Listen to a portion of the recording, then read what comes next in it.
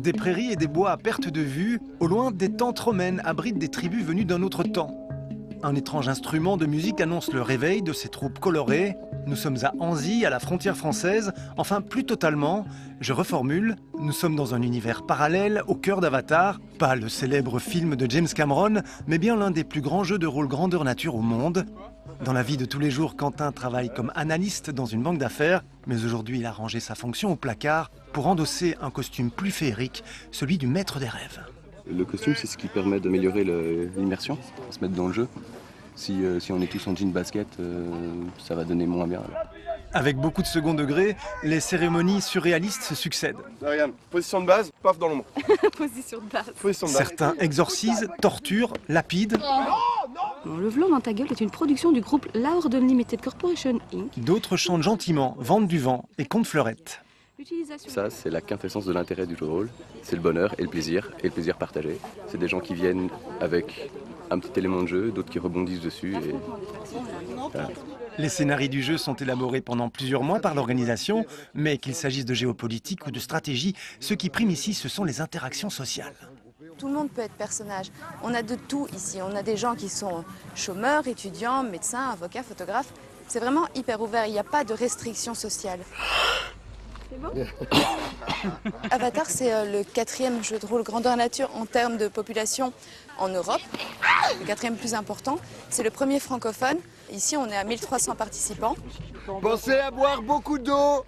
On s'hydrate, on va partir pour 2-3 heures, on enchaîne 2 batailles de suite. Car cette année, les jouteurs souffrent de la chaleur intense. Peu importe, ils continuent à festoyer dans cette ambiance médiévale. Ils s'échangent les récits de leurs exploits et se préparent au prochain combat.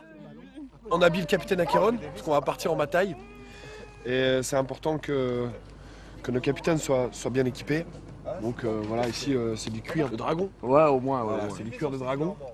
Avant d'accéder à la haute fonction de maître des rêves, Quentin faisait partie d'une faction appelée les Querelleurs, un cercle composé de manouches combattants ou plutôt de grands opportunistes. Il les rejoint quelques instants pour un affrontement qu'il ne veut pas rater. Les Querelleurs, on est presque prêts ? Comme les autres joueurs, Quentin évolue avec son personnage tout au long de la partie.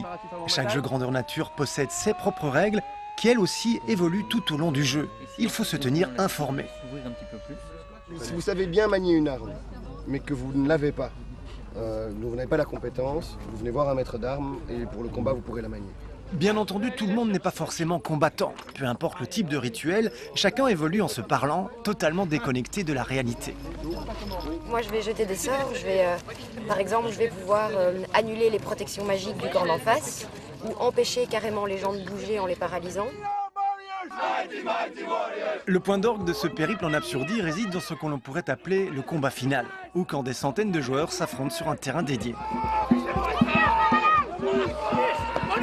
Jets de sorts, coups de hache, coups d'épée et de poignard, les arbitres, tout comme le maître des rêves, veillent au bon déroulement de cette ultime bataille.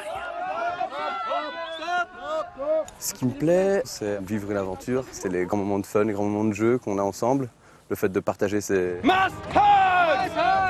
expérience, partager ce petit bout de voyage, c'est un des éléments les plus chouettes.